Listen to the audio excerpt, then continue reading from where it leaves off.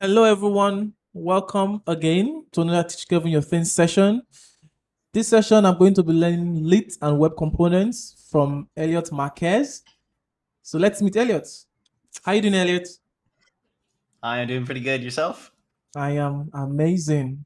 All excited about web components that I know nothing about, but I'm still excited about it anyways.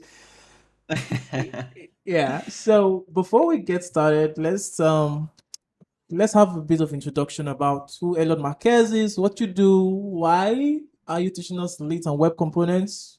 Yeah, let's start off on those notes. All right. So, hi, I'm Elliot. I am a software engineer on the Lit team at Google. And I have basically been working at Google for about 7 years now.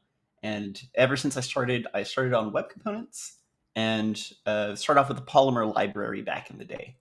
And back then, web components were just a speck in someone's eye, also a speck on the browser, not actually in the browser yet. And me and my team, we've helped shape web components, helped push them forward, built the first, well, I would say probably the first framework library, Polymer, to build web components. And since then, it has evolved, and now we have Lit, which we think is probably really the way forward from here on. Uh, and yeah, so I'm really excited to teach you about web components, teach you about Lit, and let's have a really good time. Nice. Did you just say 7 years? That's a lot. That's a long time to be working on Well, web coming up on components. 7 years, but yeah. Yeah, nice. Cool. Yeah. It's like when you go for a resume and they want like X amount of years of experience on Okay. like web components or something. It's like You're the guy. I actually probably meet the only thing. I've probably worked on it longer than they've existed. Wow. That's amazing. That is really, really cool.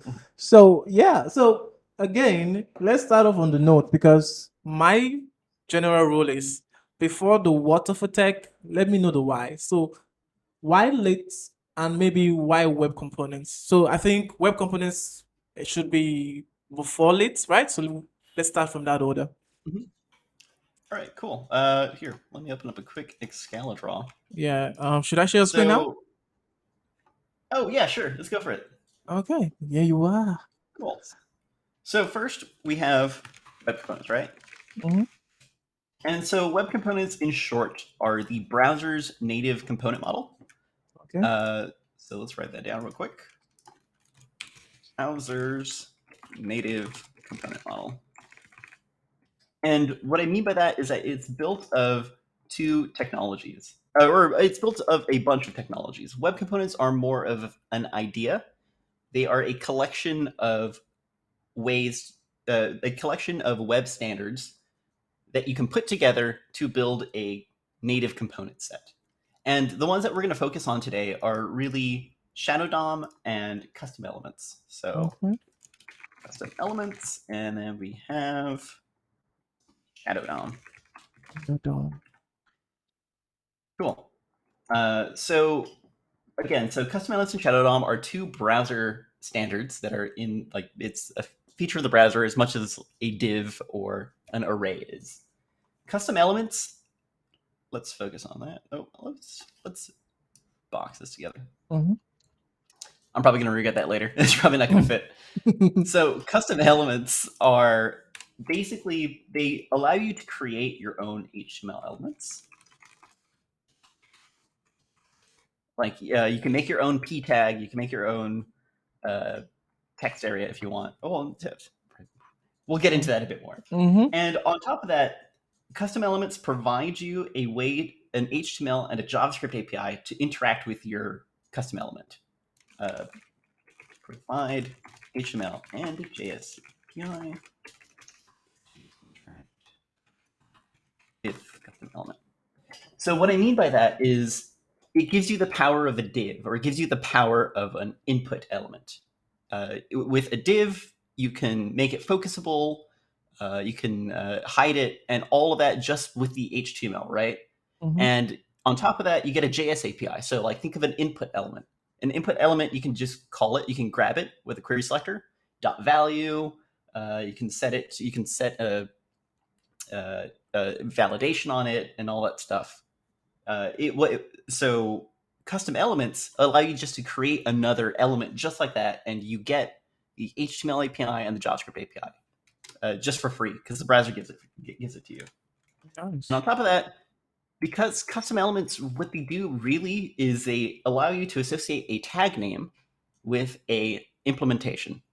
And that means it could just work wherever HTML works. So you can put them in Markdown. You can put them in React. You can put them in Angular. You can just use them on their own. Because as long as you can run the JavaScript and you can have a random string HTML tags, then you can probably use custom elements. Nice. Shadow DOM, it's a bit simpler, but also complex under the hood. Okay. It basically just encapsulates your styling and DOM. So it encapsulates styling and encapsulates your DOM. So what I mean by that is, you have a bunch of frameworks out there that can do style encapsulation, right? And sorry, a little perfectionist there. So you have all these other frameworks that can already do styling encapsulation, but usually they do that by like obfuscating your class names or giving you very special selectors after the fact. Well, Shadow DOM is the browser's way to do this. So you can just write your normal selectors, like you just select a div, and it will be only encapsulated to that shadow root. There's nothing weird happening with your selectors being transformed or anything. And then DOM encapsulation is a bit different. It's something that isn't really common in most anything else, because what it means is anything inside of your shadow root, you can't just query selector for it. You have to intentionally go into the shadow root and select the things that you want. It's really cool. They both provide really cool APIs that you don't really see outside of web components. Like imagine giving your the strong encapsulation in your styling really gives your styling an API, kind of like TypeScript in a way. You expose things rather than let people style everything. And then now let's talk about Lit. Yeah. So Lit.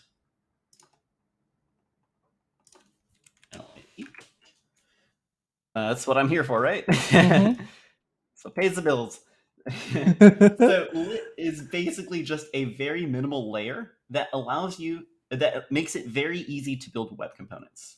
So a very minimal layer makes it easy to build web components. All right. And so the cool things about Lit is that it's simple.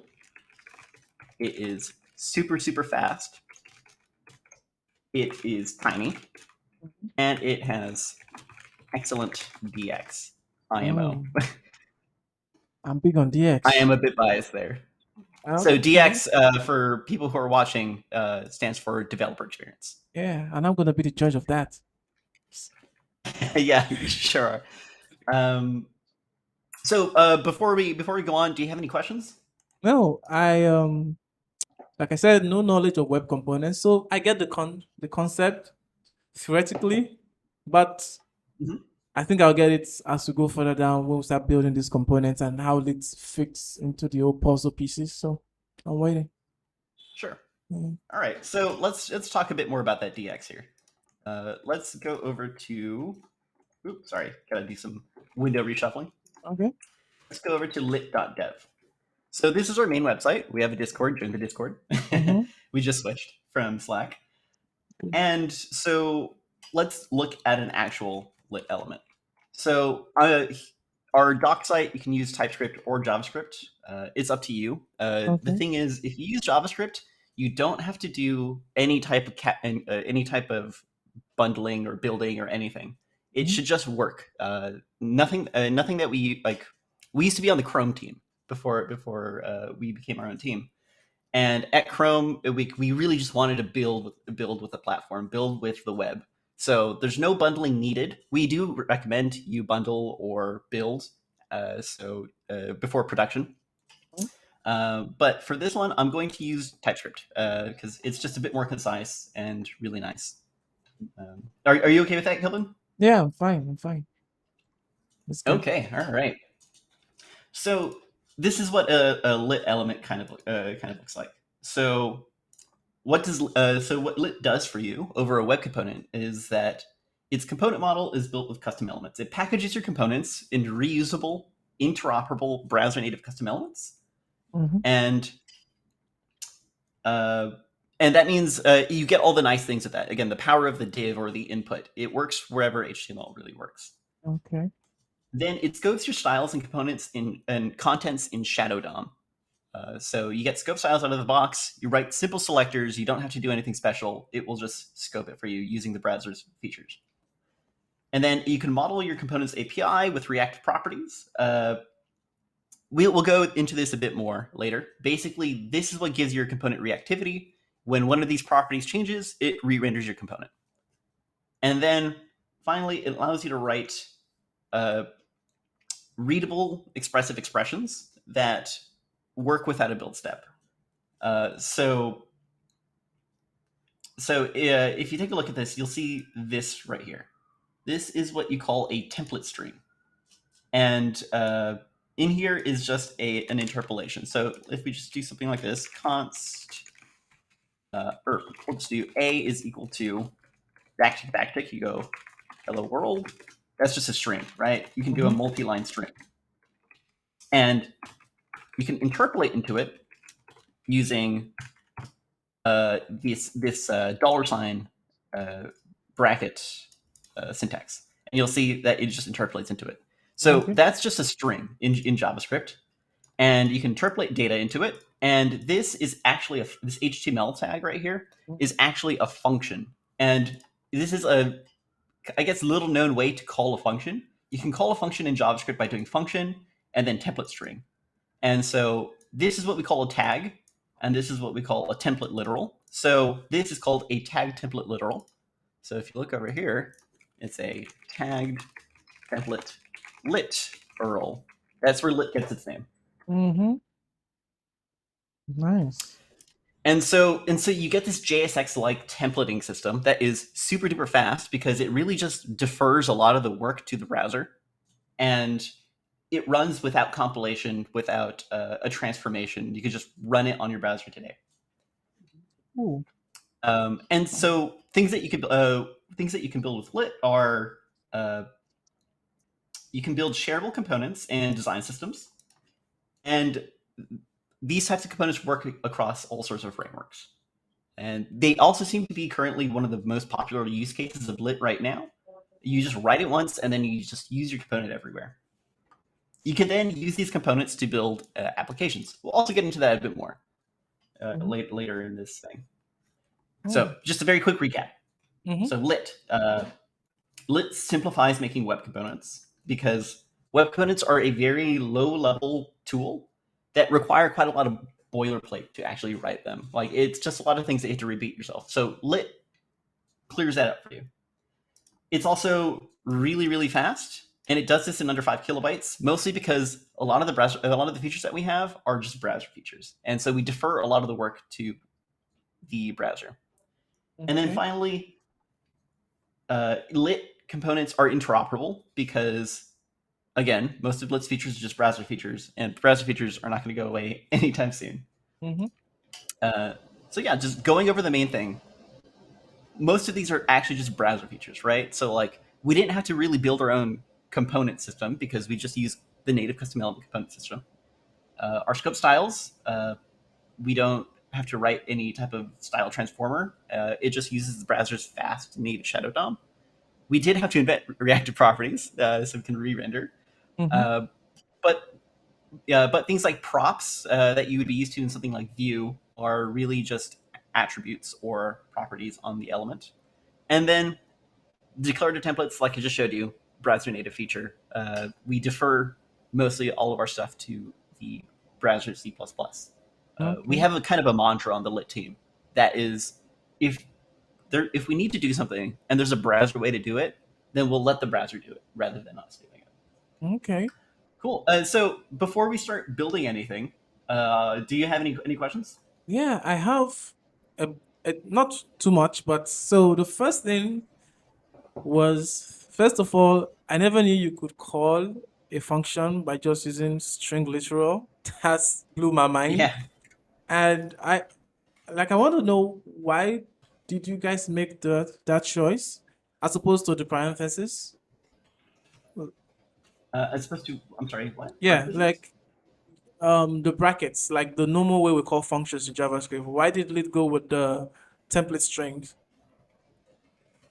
Because it is so template strings were kind of a thing invented just for templating, and it was just a feature that nobody really paid attention to. And the nice thing about it is that wonderful you get the wonderful templating benefits and DX benefits of JSX without Okay. having to write something that doesn't run on the browser directly. Wow. And so on top of that, they're also super, super, super fast, like really, really fast. Like our templating system is one of the fastest ones out there. I think if you look at some public benchmarks, which, public benchmarks are good for only very specific things, but we always rank quite high up there. Nice. So the reason we went with that is because it's browser native, and the browser is really, really fast, and we are big, big fans of the browser. But Cool. here I just wrote a quick function where Mm-hmm. I print out the arguments, and we can just do hello backtick, and then be like hello, uh, do world Mm-hmm. ASDF, and then we'll just render like 5, and then you see it renders. The arguments are the string, an array of the strings between here, so like hello world, blah, and then the things that are interpolated into it. Wow. So yeah, that's basically how that works. Yeah, that's Yeah. All right. amazing. Okay. Yeah, So so okay. let's go for it. Go ahead. Yeah, one more question. Seeing classes and how you define components and using classes. So this gives me a little bit of remembering React using classes. And I never did like classes for defining components. So is it like the de facto way to do this in Lit, or is there like a function based way? So we're not gonna go totally into building a raw web component. We're gonna go into Mm-hmm. building lit components. But Yeah. the way to define a web component is you have to do class name extends HTML element. Like you can't. There's no other way to do that. There are some Okay. libraries out there like Haunted.js, which use lit HTML and allow you to write React hooks like syntax. Okay. So see, this is more of a hooks like type of thing. Mm-hmm.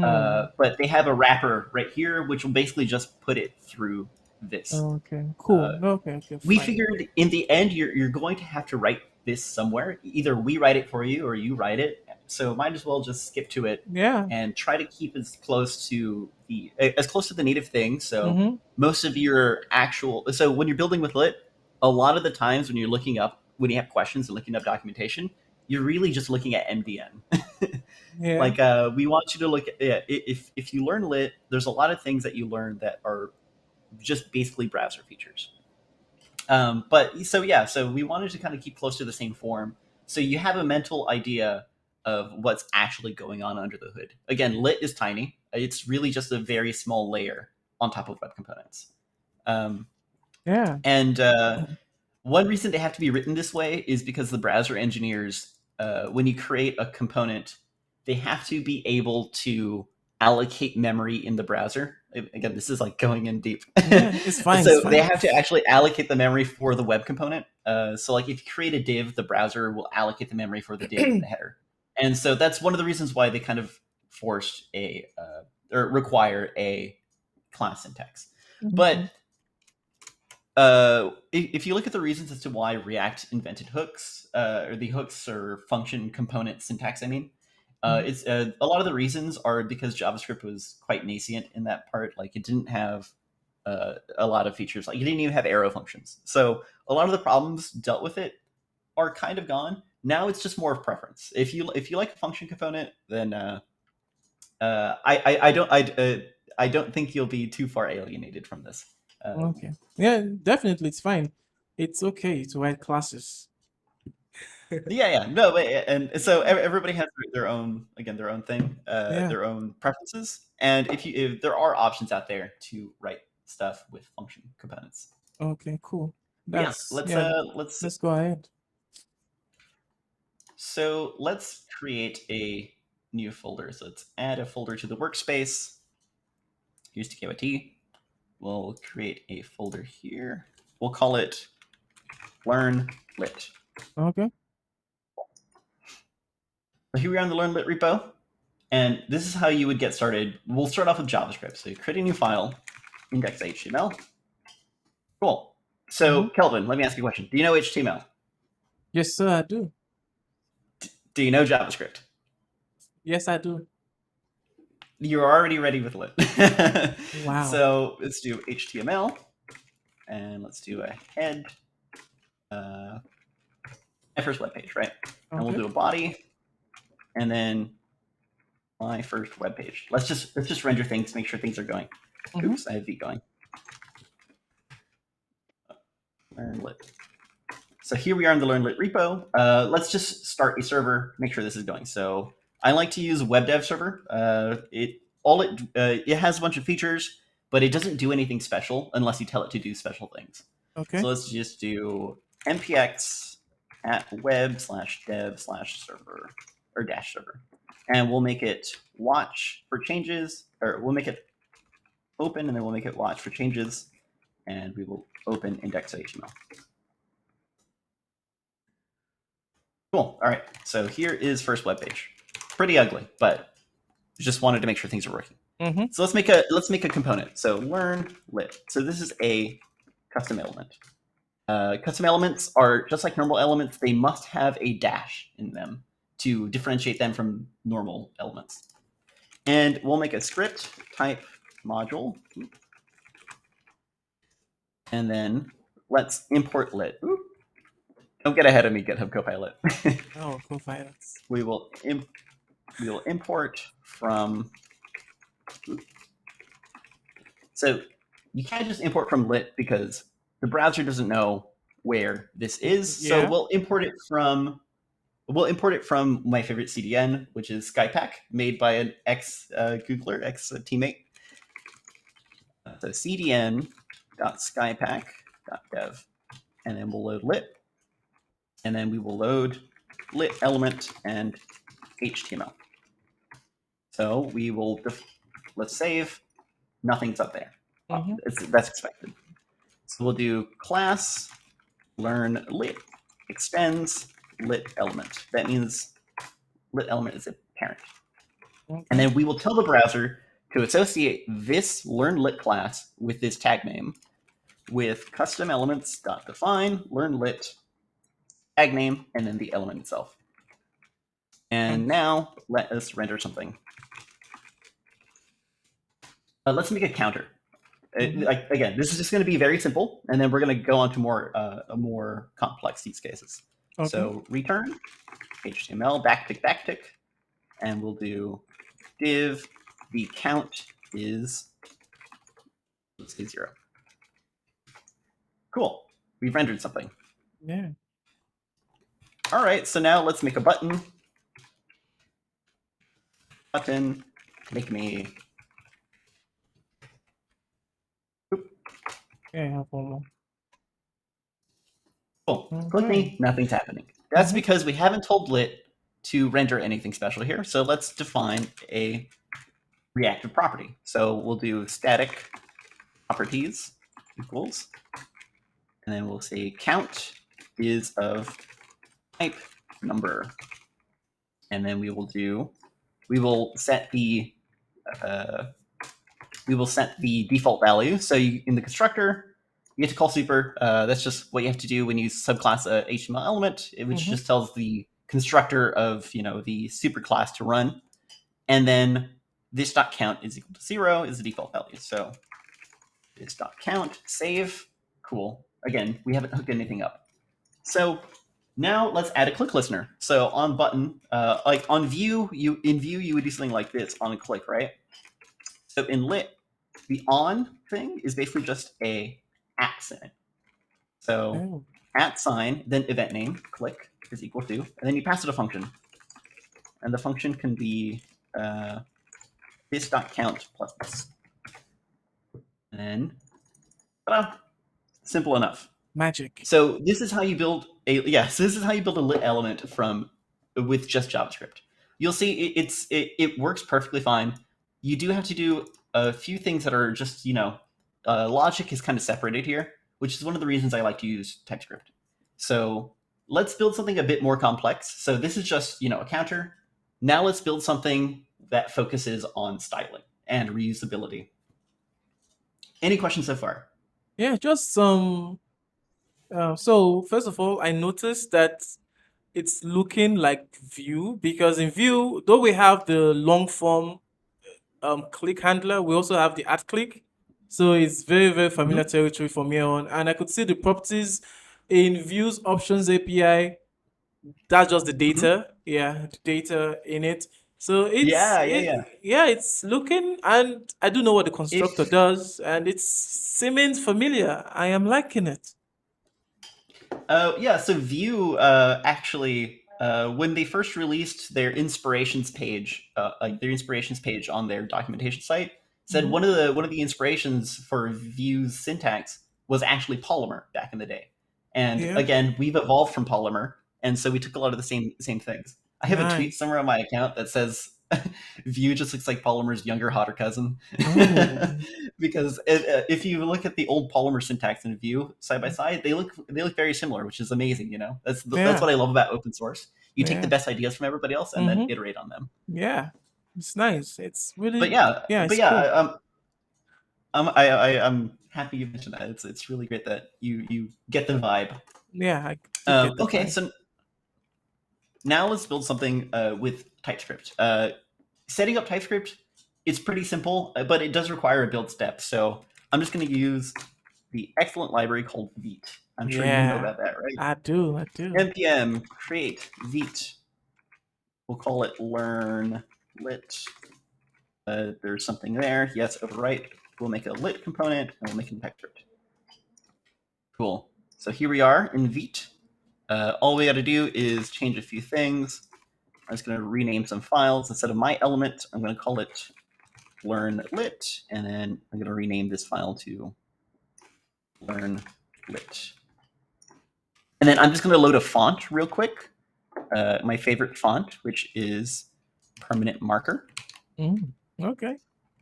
And then that looks good. There's nothing here, so let's rename this to learn lit.ps. We'll just clean up the directory. And then we will just clear this out, gut it, and then just some renaming. Don't need that. Okay. Then rename, learn lit. All right, we just renamed things. That's all we did so far. We will cd into learn lit, npm I, npm run dev, and this is at. Cool. Let's just render something to make sure things are going correctly and I didn't mess anything up. Turn. Thank you, Copilot. Cool. Yeah. All right, it's working. Okay. So what I want to create. Go for Yeah, it. I noticed, in the JS example, we used custom elements to declare the len-lit, so the len-lit component, but we are using something different here. Yeah, so we're just using the decorator. The reason for Okay. that is we wanted to keep the logic of custom elements.define next to where you actually define the class. Okay. So again, if you go over to lit.dev, if you go over to lit.dev, you'll see the custom elements is the @custom elements decorator. And then in JavaScript, it's at the bottom. It's kind of far away from where you define the class because, just how JavaScript works, it has to come afterwards or else it'll be like, what is simple greeting? Yeah. And so the same thing happens with reactive properties. You see, we have the static properties block, and then we have the initialization under it. In TypeScript, it's all just one area. It's all located together because we're using decorators. The thing is, decorators are not yet in the platform. They are stage 3, so they will be in the browser eventually. So if you're watching this video like many years in the future, this may have changed because the browser semantics have changed. And if the browser does it, again, I'm telling you, we're going to switch over to how the browser does it because it'll be faster and native and just amazing, right? Yeah, got that. Thank you. Oh, no worries. So here we have a hello world. So what I want to build here is something that focuses on styling and reusability. So we're going to we're going to search for like a hello is. So we want to build just one of these name tags, right? So basically it has a header that says, hello, my name is, and then this is where you write your name in marker, right? And then you stick it on you, and then you go to a awkward meeting and you're like, hello. Yeah, you do. So let's go for this. So let us make a header up, and then we'll do hello. Oh, we'll do an H1 and do hello H2. Oh, my name is colon and H2. So that's there, and then we'll do a main section. Oop, thank you, GitHub Copilot. So useful. I like being an open source contributor because it gives me access to GitHub Copilot. And we'll do. I'll write my name in here. Oh, my name is Elliott. That looks ugly. I could go and build the styles from scratch, but it takes a lot of time. So let me actually just copy them over. So to do styles, you write static to styles, and then you set it equal to your CSS tag template literal, and then you just write CSS in here like normal. So I have these here. I have done quite a bit of cheating. Hit S. Look at that. It looks amazing. But let's go over this. Let's go over this in just a minute. So host. So host is a weird select that you've probably not seen. It's quite specific to Shadow DOM. What it means is it selects the host element. So let us open DevTools Inspector. So here you have learn lit, and then inside of it you have a shadow root.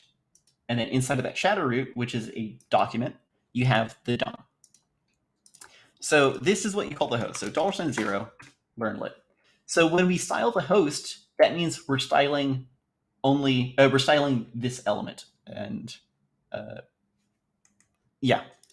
And then we have things like the header, and then we have H1 and H2. Those selectors will only style things inside of the shadow root. And so you'll notice that like header has a background color, which is my favorite color, lit blue. And it's quite a very vague name. So if we do something like header, this is outside, you'll see this doesn't have the lit blue color. And here we'll add a style tag. And we will color the header, and we'll do background color. We'll just do red, and then we'll add important, just so we show.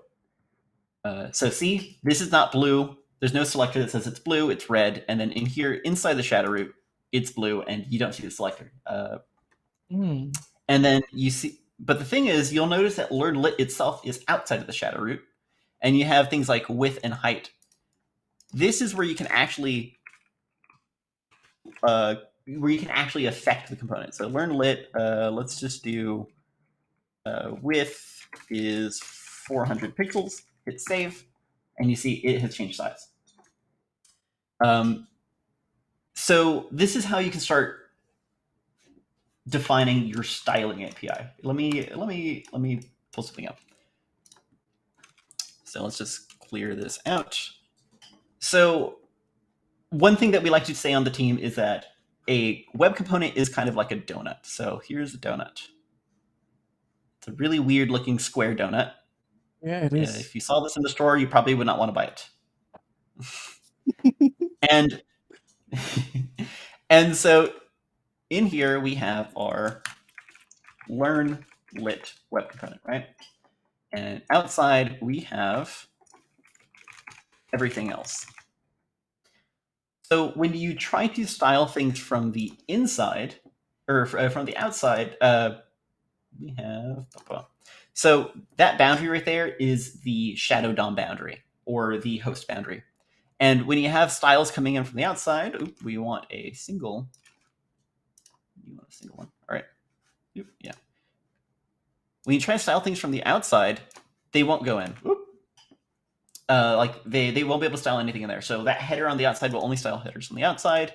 And then in here, we have, and things on the inside will not go on the outside. What you can do is if you try to style the actual boundary itself, that belongs to the consumer of your component. So this right here is stylable by the outside. So if you try to style that, it will work. Success. And yeah, all right. So this is kind of just the general shape. We'll fill this out a bit more as we go along. Mm-hmm. So, oh, and like one other thing I want to mention is kind of like if you imagine you had an input tag, right? So an input tag you'll see in here actually has a shadow root inside of it. You have to turn this on in settings. An input tag actually has content, a shadow root content. That's kind of where the idea of shadow roots came from. It's just what the browser engineers have been using all the time. And so you can't really go in, like, you can't, like, imagine it, you having an input and then you just can't style it at all, right? Like, that would be dumb. But instead, what you can do is, like, border color, you can make that red, right? And it'll actually style it. And the same thing with this one, right? Because the host has the styling, you can do border color and make that red. That it's the same type of again, it's the same type of power of the input power of the div. Yeah. It's just exposing what the browser engineers have been doing for years. Clean this up just a little bit. We'll delete the header. We'll delete these styles, but we'll keep the style tag. Cool. All right. So now we have a custom element, a tag name, but you can't change the tag. You can't change what's in there. So let's expose some properties, kind of like in Vue where you have props, things that come in from the outside.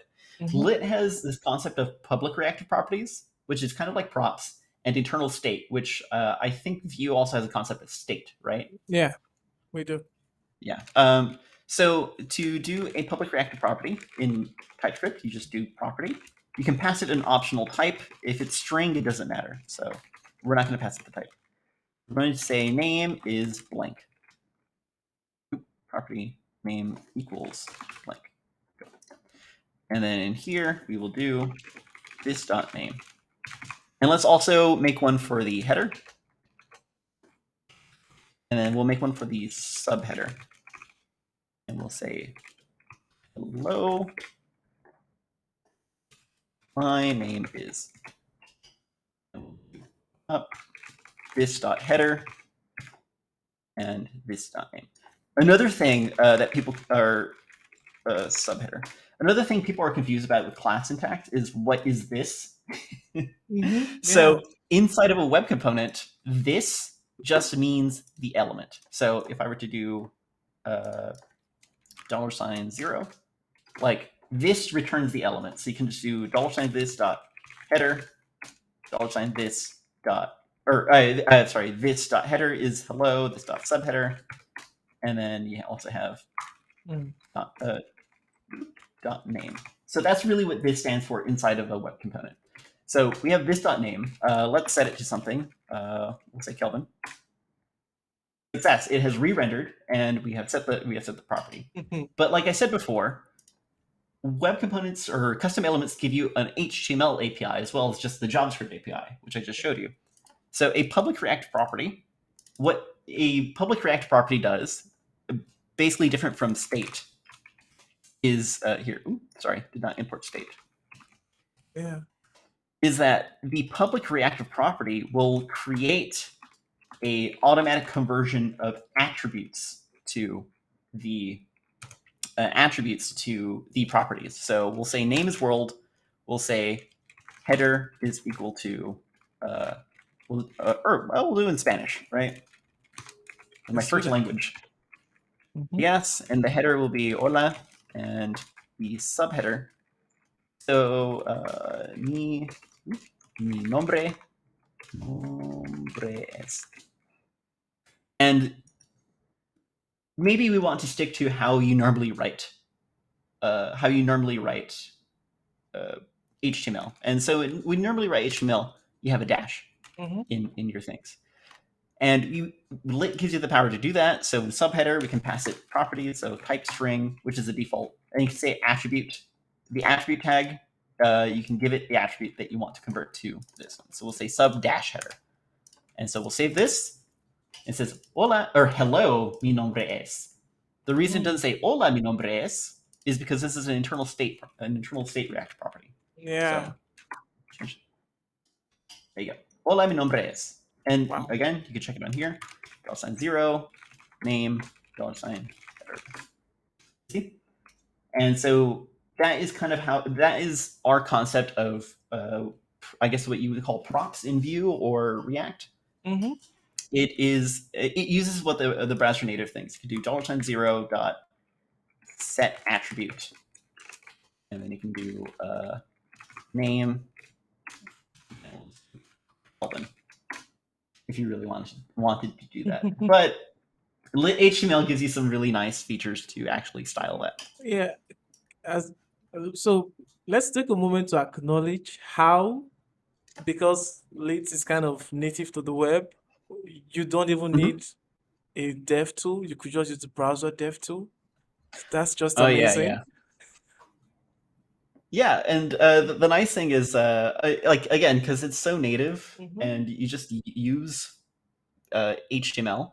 A lot of people ask, "Is there an MDX for Lit and web components?" And it's like, yeah, it's called Markdown, because Markdown you could just insert HTML into there, and as long as you just insert HTML, it works. It's what we do for lit.dev and everything. Yeah, so that's because I have my website is based on Astro. So I could just use Lit components in there to the Markdown. So I don't even need a .mdx file. I could just use .md and it works because it's HTML. Yeah. That's amazing. Yeah, we love the progressive HTML frameworks out there, like Astro, 11D, and then they're building lots of other stuff around there. Astro actually has a Lit SSR integration as well, which is server-side rendering for people who are watching and don't know, haven't heard that term. Yeah. And it's our SSR implementation is still in labs. It's still a bit early. We're still fleshing it out. We always love feedback. So if you head over to LitLab, search for litlabs/SSR, we would love any feedback that you got, especially if you use it. We'll go into frameworks that use Lit later in this thing, but right now let's just focus on the actual elements themselves and start with the basics. Yeah, all right. So now we have this, right? But what if I don't want blue? What if I want to make that cyan? Because everybody loves the disgusting color cyan. Again, like I said, over. I have too many tabs open now. Okay. Over here, the styles can't go in and they can't go out. This is where Lit's styling, where Shadow DOM's, not Lit, Shadow DOM styling API comes in. In Shadow DOM, there's the concept of exposing what you want to be styled. Because just like in TypeScript, right, you want to expose specific things and you don't want people to just be able to change anything inside of your component, because you want to make a contract with the user of your component that is like, this is what you can style and this is what you can change. And if you change these, that's supported. Nice. So let's just start with changing the color of the header. So here we have Lit Blue. Lovely color. It's amazing. Everybody should use it. Big old blueberry. Ooh, I'm trying to style it. I'm trying to select it. So one way you can change this is you can use a custom property. So let's call it primary color. So a custom property, again, you could just look on NDN on how to use custom properties. Custom properties are basically variables for CSS. And so we'll do, so that's what we use to expose things. So var, and we'll just do, this is on primary color. Primary, cool. color. And so let us set these outside. So one thing about custom properties is that they can actually go through Shadow DOM. It allows you to change a very specific property and style that externally. So you can just do primary color. Oops, sorry, let me open this up here. Primary color, let's set that to cyan. Cool, that's not legible. So on primary color, let's do this black. Nice. So going back to this diagram, in green, I'm just going to write in green what is stylable. So you have property. Oops. Property is a variable, which is exposed prop. Oops, exposed dash prop. And then the default value, which is just default. And then externally, to style it, is exposed prop value. And that can actually go through the Shadow DOM boundary. And you may also notice that I selected the body, right? I didn't select the element itself. It's because they cascade down. Okay. Cool. Now let's see if we can add a let's add a small logo on the top left here. So again, Shadow DOM. Here, let's just add a logo. Let me. I have this somewhere.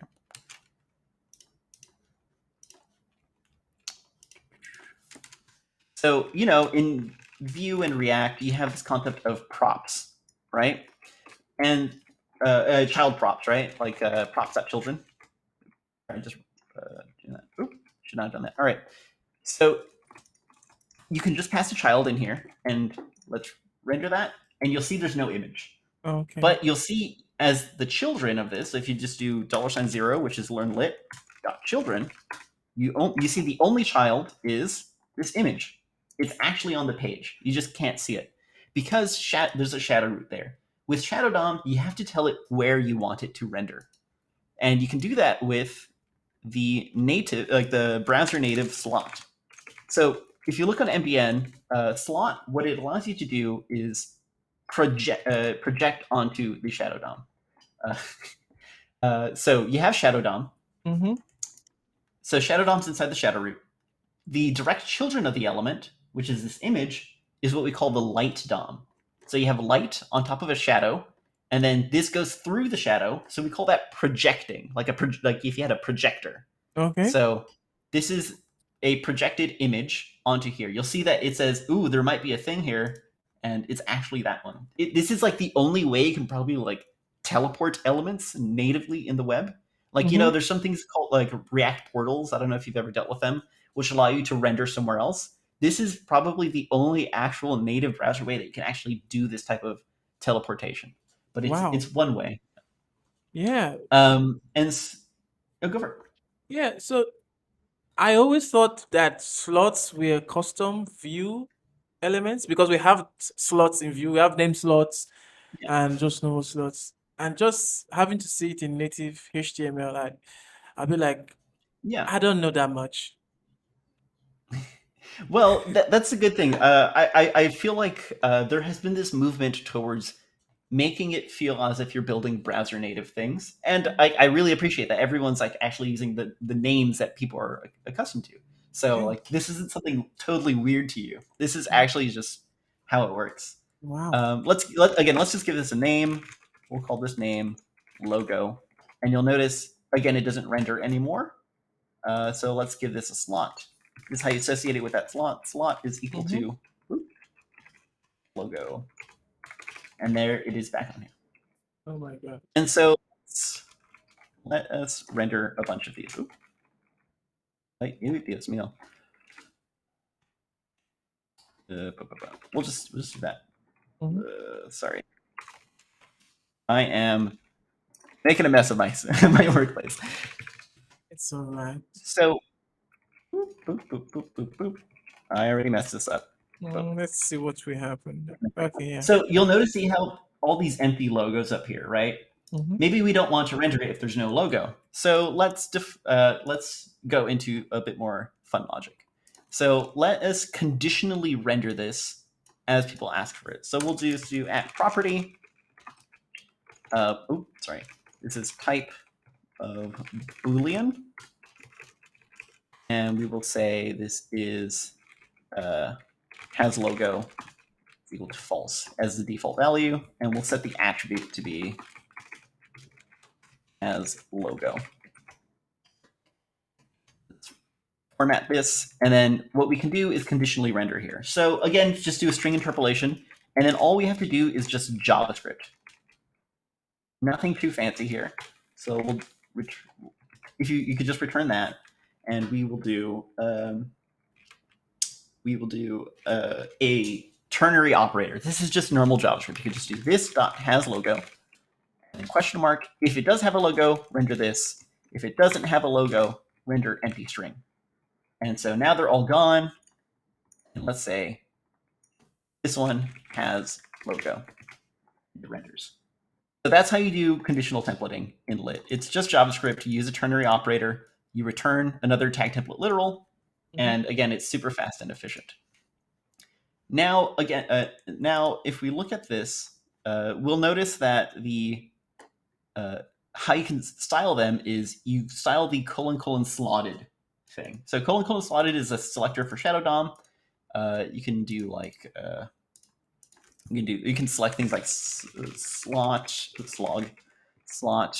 name is equal to logo, and like that will select only the slotted content of this slot, but we only have one, so it doesn't matter. And so what that means is, again, this is in the light DOM. So this doesn't belong to you as an author. It belongs to the person using your component. So you can do img. You can do like width 100% and height. And you'll notice it does that. So going back into this is where we get into the hole of the donut, right? Here we have an img. And here we have a slot. And then here we have the close slot. This is the shadow DOM, and then this is in the light DOM. So then if you try to style it from the outside, let's do this. You just go through the donut hole. It's a bad donut. Maybe it's a croissant. Okay. And so then that's how you can style that. So we changed the width and the height. Maybe that looks maybe a bit too ugly. We'll change this to maybe like 5%. Yeah, right, that's a good size. And say I want, you'll notice that I can't style the circle around it because that is inside of the shadow root. Okay. Of course, we can expose a bunch of custom properties on it again, like var logo background color and whatever. We can't expose custom properties and change the background color, but that's a lot of properties to expose. So what you can do is use something called CSS shadow parts. Oh boy. Yeah, so this is just another way to expose things through CSS. So all you got to do is part is equal to, we'll call this logo BG, the background, right? Okay.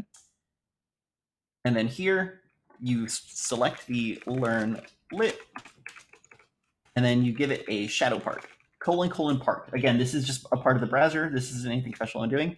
The part name, logo BG.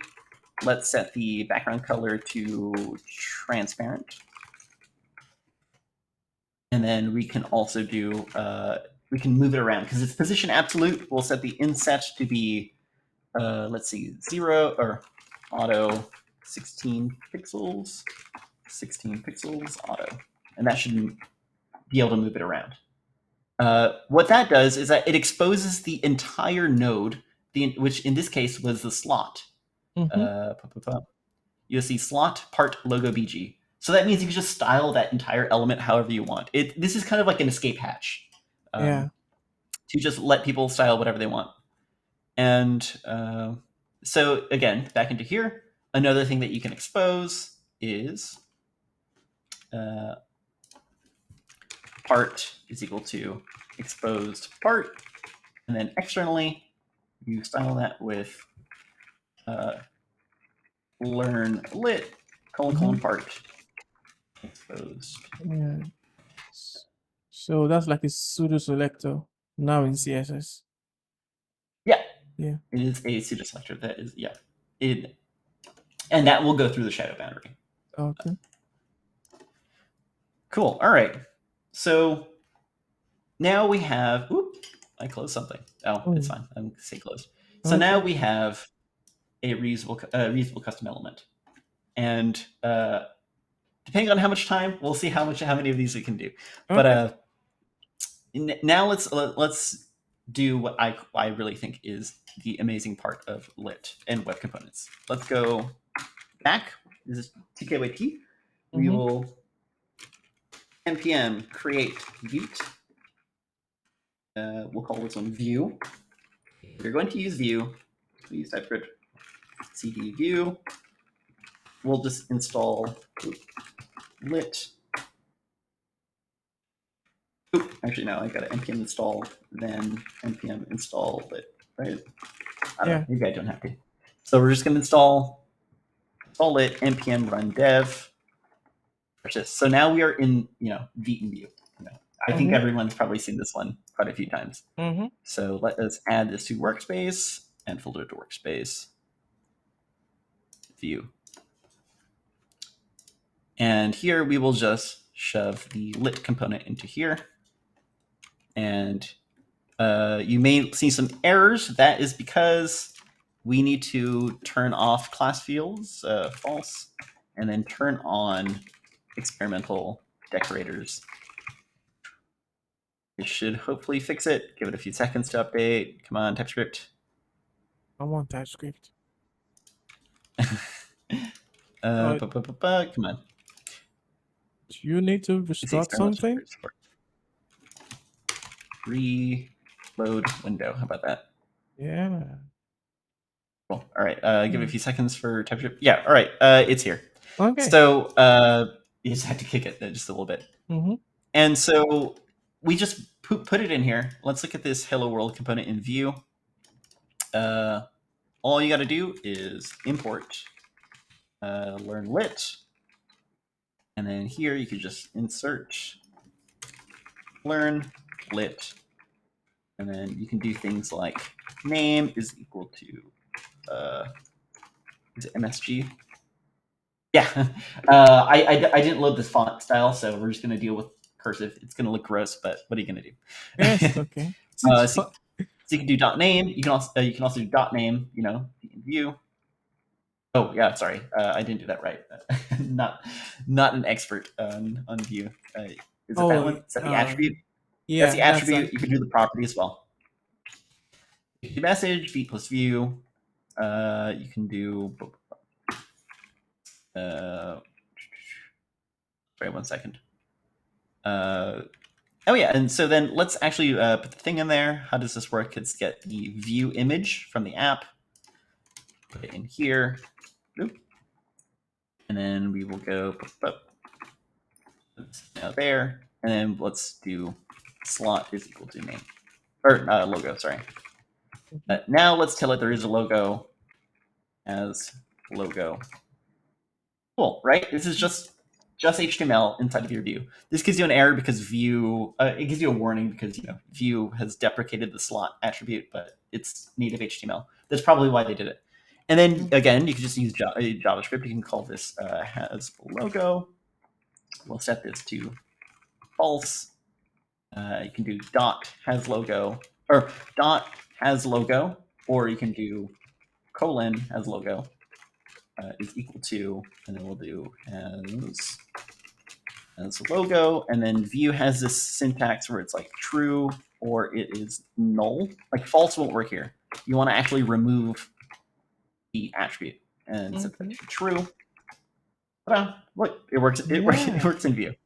Wow. And Lit's rendering system is also very fast. It's so you might actually just be using this for performance reasons. No shade. But yeah, I can do it in React. It's the same thing. I don't want to go into React because it's kind of the same stuff, except there is a package that we have called litlab/react that will allow you to create a React wrapper around your web component, and that just makes it look really nice. It's kind of amazing. It gives you the semantics of what people are used to in React. It's because React has really weird support for native HTML operations, but yeah. Every other framework seems to be fine. It just seems to be React for some reason is a bit broken there. So yeah, before we go on to the more complex use case, this one really mostly focuses on styling. Like if you want to style this one, you can just set your styles to just use the native styling stuff that we were using here. So before we go on to the more complex use case, do you have any other questions? No, like I am just in awe of what we're doing right now. Yeah, And isn't it amazing? yeah, it's there are some smart people in the world. That's just all I have to say. Well, no, this has been a huge coming together of like all the browsers, all the web developers that have like really used web components and gone to the experimental phase with it. It's really just an achievement of everybody coming together and building something just to try to make the web better. Even if you don't use web components, there's a lot of features in web components that have made the web better for everybody. Like the template tag was made for web components. ES modules was pushed forward by web components, wasn't made for web components. Shadow DOM, you can use it without the custom elements. You can just use Shadow DOM wherever you want. It's very, very fast. It's the fastest way to scope styles on the web right now. Wow. CSS imports is also another one, which hasn't come out yet, but will be coming out soon. All these cool features that have come to the web. Even if you don't use web components, you probably at least use some of the tech. And if not, you should. It's amazing. It's part of the web. It's free. I'm not Yeah. charging you anything to use it. We all should really. It's nice. And just because they are native, you could just take them and drop them into all these other frameworks and you expect it to Yeah, work. yeah, It's just mind blowing. yeah. There are some considerations that come towards SSR. Like everything works on the browser. Web codes are made for the browser. SSR has very different implementations. Like everyone has their own server, Mhm. and that's something that we're working on right now. We're building tools that don't just work with Lit, like that also work for everything else. Like LitLabs SSR or even LitLabs React, all that type of stuff does not just work on Lit. We have this open source mantra where when we build something, we want it to further all of web components, not necessarily just Lit. Mhm. We'll Nice. go into that a bit more Yeah. in the next example. I have something really fun there. Hmm. Um, yeah, so let's. Oop, don't save. Turn that off. Close, close, close. All right, so now let's go to the next example. So the next example is another Vite project, but I've just added some scaffolding. Lit comments. So the Lit comments, we have 3 files. We have the Lit app, the Lit comments app, and a Firestore controller. I'll go into this in a bit later. All they have right now is scaffolding, and Firestore controller has an implementation. It has a lot of things to do with Firebase. Let's explain what we're going to build. So,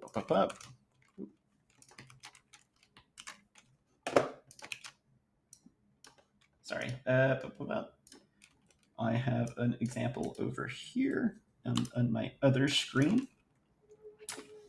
So what we want to build is a comment section. So here you have a text area, right? And then you Hmm. have comment user body, user body, user body.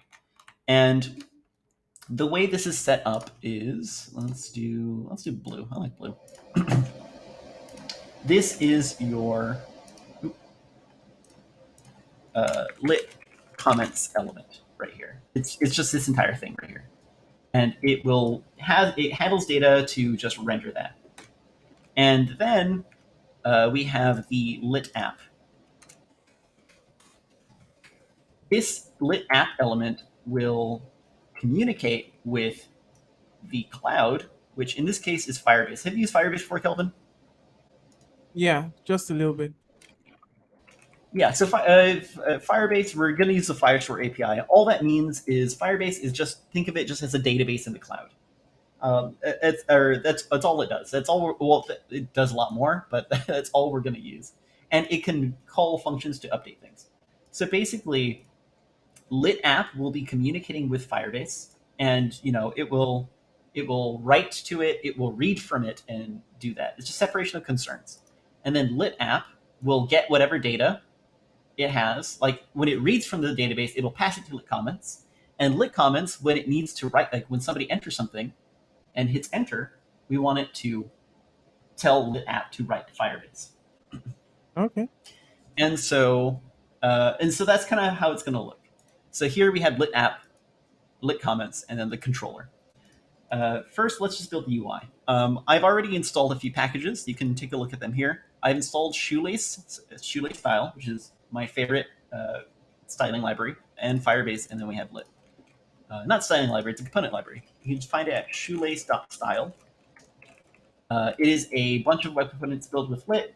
Again, they don't even have to be built with Lit. You can use things built with Fast Element. You can build things with Stencil. And because they're all web components, they all work within Lit as well. And Lit works in other things. Like the thing that a web component is built with just really doesn't matter. It's an implementation detail. The only thing you should really be aware of is how many bytes it uses. Like you don't want to load too many things. But basically, the only things we're going to use here are the card component. We're probably going to use this one, card with header, which is just slot header and then content. Again, this is an amazing project. They even have React wrappers for everything. This is how it would look like using LitLabs React with your component. Like it's just what people are using in React. Nice. And then also we're just going to be using the text area. Just text area, right? Cool. So we have it installed already. Lit comments. We will just import the components. Import shoelace style. This components, and then we'll do card. And then we'll do the same thing for text area. And then here we will do render, return, HTML backtick, import that. And then let's just write an SL card.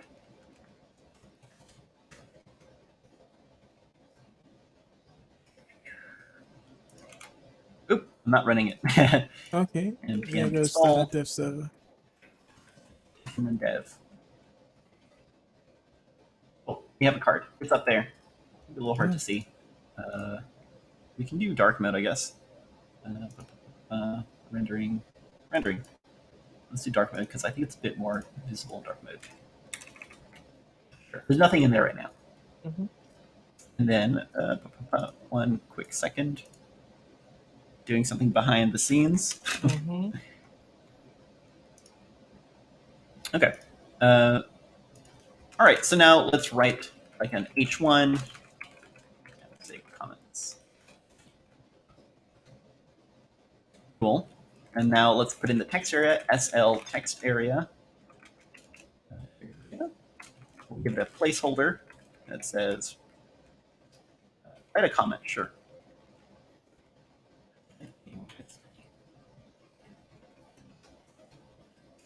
Cool. Now we have a text area.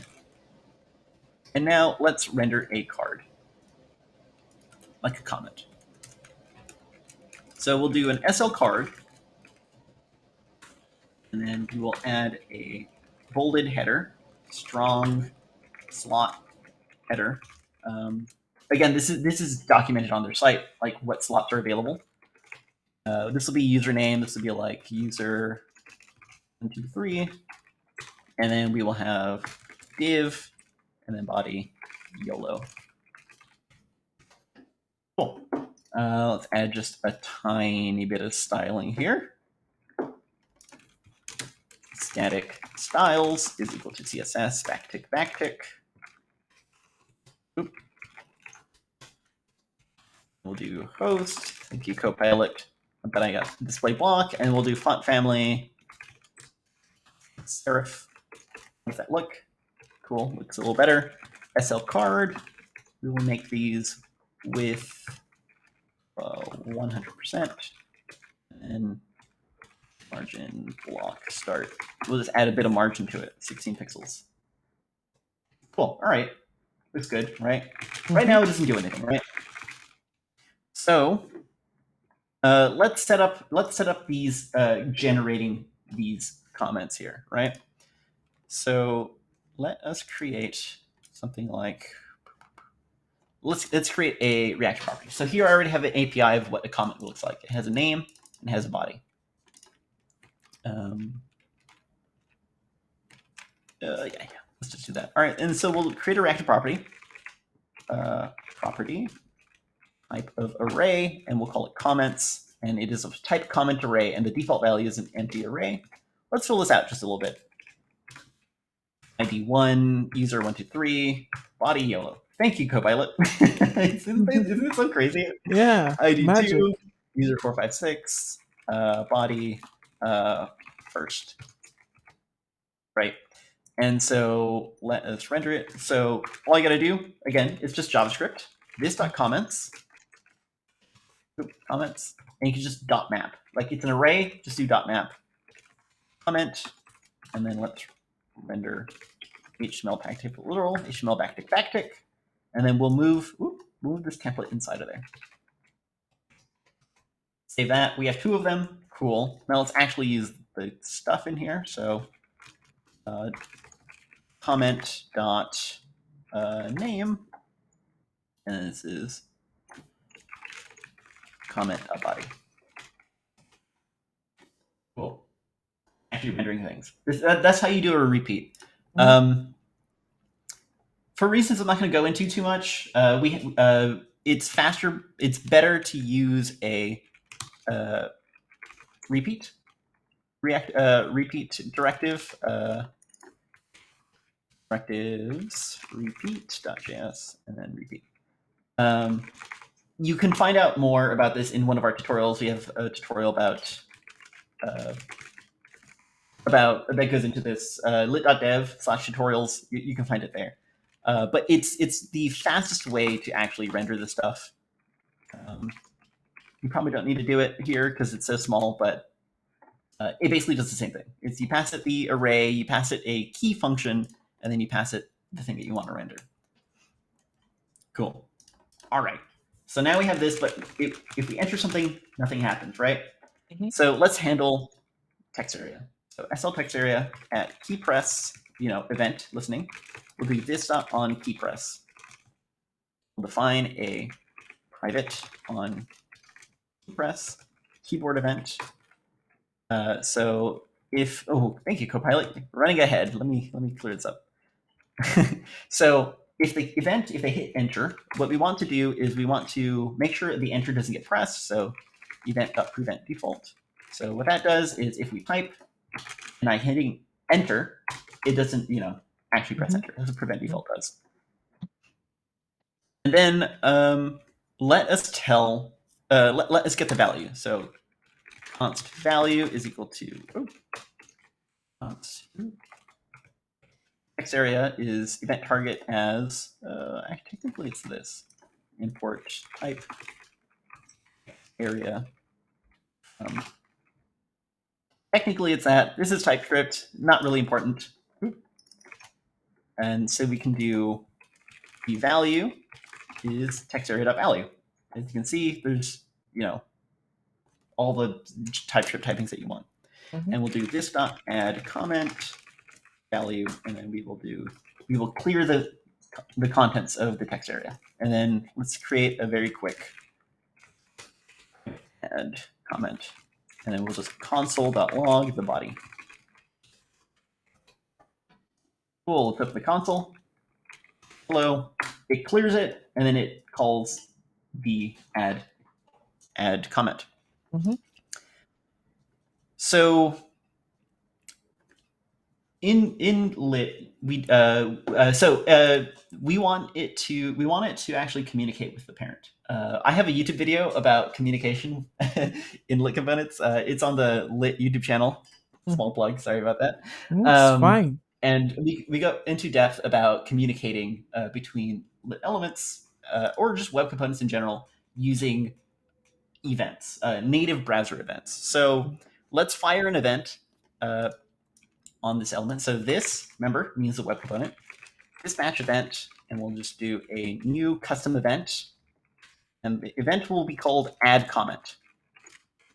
and we will pass it the detail. We'll pass it the body. So it's firing an event up the tree to lit comments, which to lit app. So this is now firing an event. So let's listen for that event, for the add comment event. This.on add comment. Private on add comment. And we'll just so we're handling it, and we're just going to console log the detail. Let me clear this console log over here. Oh, I already cleared the console log. Okay, and let's take a quick look. Cool. Lit app.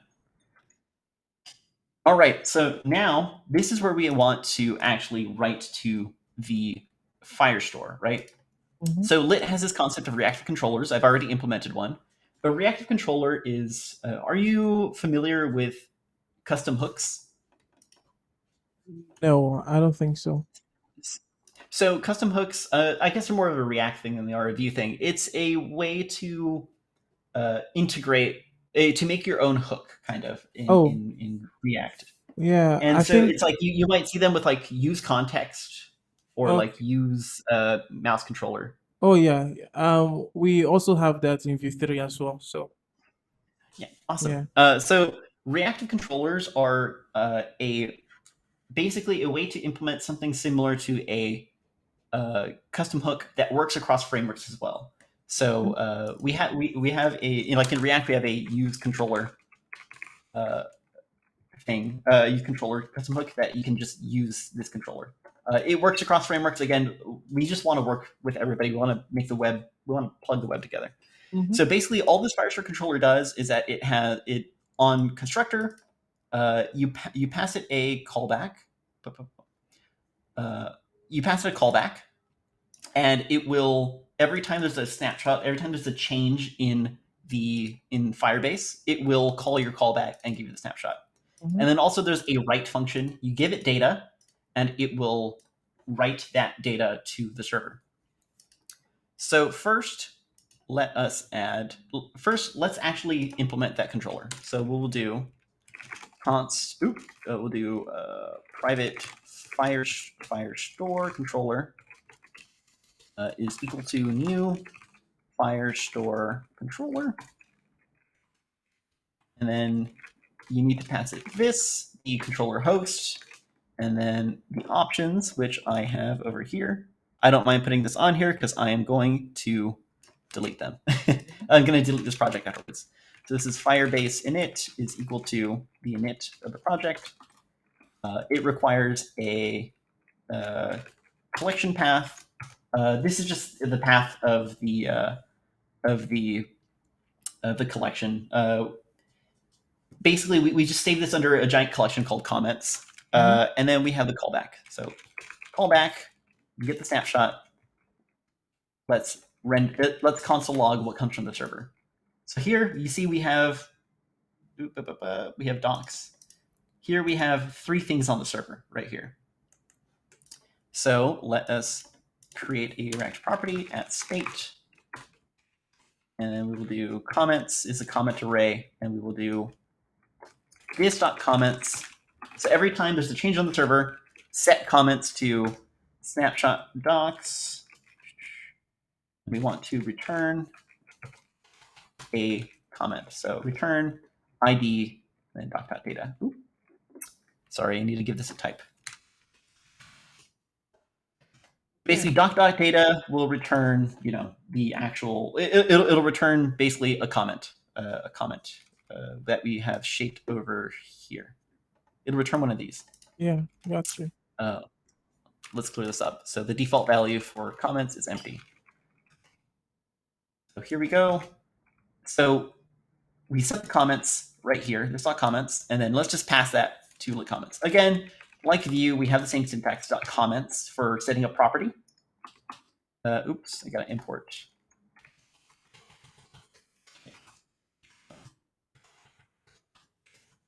Comment.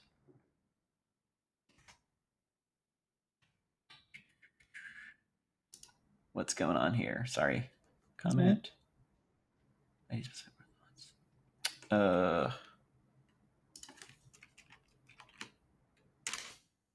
whatever. We'll do that. Ooh. Cool. Now you see here we have these coming from the server. So this is the initial comment from Firebase, Slowpoke 123, and whatever. Because we are getting this from the server, from the controller, and then we're getting this from the controller. We are setting the comments, and then we're passing that down to lit comments. Yeah. And then on write, we get the event. So we'll just do this.firestorecontroller.write, and then we'll create a new one. We'll do name is anonymous, body is event.detail. And so we do hello world, and there it is, hello world at the bottom. Wow. Cool. And again, because it's because Firebase is amazing, we can do YOLO ACF, and it works across. Awesome. Yeah, so that was basically my run through for a bit more complex use case. Yeah. Here again, we tackled the very basics of a reactive controller, and rendering with repeated lists and communicating with events. Yeah. I think I've gone way over my time here. But Yeah, we I are hope you over were time in it for the ride. But I love it. Really, like this is amazing. You know, I just made a tweet and I'm loving it. Literally. So Yeah, no, yeah, I'm glad you do. yeah, it's good. I am going to be doing some stuff with it, but it's top secret until Monday. So you look out for that tweet. It's going to give me the chance to practice all this. I love it. I highly recommend you go through the tutorials on lit.dev. You have an entire tutorial section, the intro one, working with lists, all sorts of stuff. We're adding them slowly. We're adding more of them slowly as we go along, and they'll just guide you through whatever with an interactive environment. And then also join our Discord, lit.dev/Discord. We had just moved there from Slack, many years on Slack. So yeah. No, you already there? Is that what you said? Yep, I've been there like 2-3 days ago. Oh, awesome! Yeah, no, I'm happy to have you there. Super friendly. We love all the feedback, and the community is actually super great. Yeah, it's every now and then I'll live stream my open source work on Friday in the live coding channel. Nice. It is perfect. Thank you so much. This is amazing. Like what you guys have done with Lit and web components, it's just amazing. Like now I don't even need to bother about a third-party syntax for all these other frameworks like Svelte, Vue, React. Now I'm writing just JavaScript, just HTML, using the APIs that are being provided native to the browsers. It's amazing. Yeah. And one of the best parts is people don't really notice this, but the browser is continually updating. Like browser specs continually update. Like we're going to get native CSS imports very soon, and that's going to work wonderfully with web components. Web components keep changing over time. Safari is going to ship declared a shadow DOM, which allows better SSR and stuff like that. It's going to be amazing, and it's not stuck. Like it continues to move forward. The web is a shark, and if it stops moving, it dies. Wow. So yeah, join us on Slack. On Discord. We will happily help you. We're really excited. Yeah. I hope you stay excited for the future of Lit and how Lit's going. Oh, yeah. Really, I did not talk about it. If you want to build an app, there's Astro.build. Astro.build does has a Lit integration. Also, Rocket from Modern Web. So Astro is for static site building and SSR stuff. Rocket is a Lit based framework for building like Next.js like applications.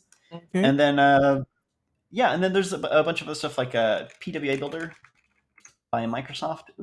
PWA Builder by Microsoft is kind of more like Create React app in a way.